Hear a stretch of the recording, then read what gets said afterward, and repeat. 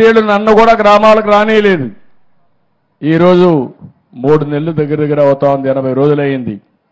ఎక్కడన్నా మాజీ ముఖ్యమంత్రి కానీ వైఎస్ఆర్ కాంగ్రెస్ నాయకులు కానీ అడ్డుకున్నామా? ఒక్కసారి మీరు ఆలోచించండి. నేను ఒకటే ఆలోచిస్తున్నాను, ఇలాంటి వ్యక్తులు ఈ సమాజానికి చేటు. అయినా కూడా ఆ ఉద్యమం మీ దగ్గర నుంచి రావాలి.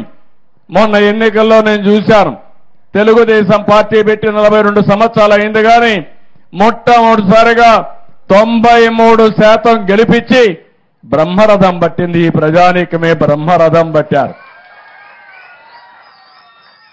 అన్ని జిల్లాల్లో 100కు 100% గెలిపించారు.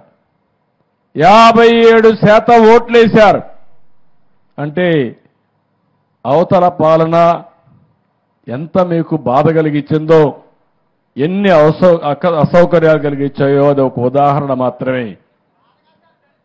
దరిద్రం మా తమ్ముడు చెప్పినట్టు బాధ కాదు, దరిద్రం రాష్ట్రానికి పట్టినటువంటి ఒక శని.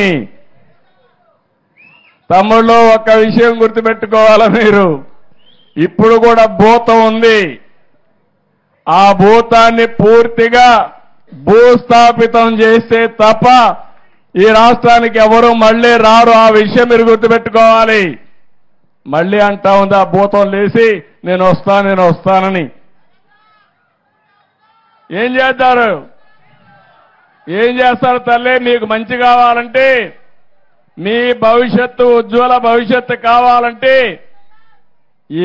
ఇలాంటి భూతాల్ని పూర్తిగా భూమిలో చిరస్థాయిగా ఏం చేయాలి?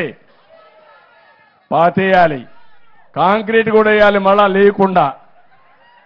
అప్పుడే ఇది సాధ్యం అవుతుంది.